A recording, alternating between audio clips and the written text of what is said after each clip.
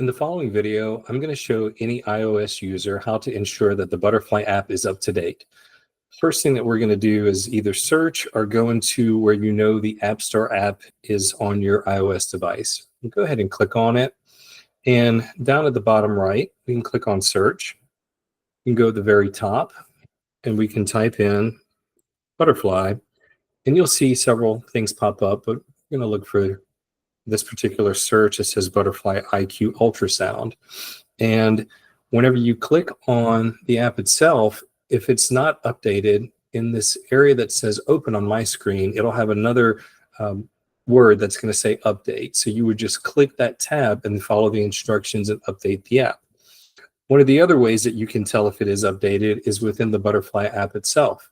You can go into the upper left-hand corner, click on that screen. You'll see at the bottom of the screen now there are 5 icons. We're going to go to the icon at the bottom right. We're going to click on My Probe.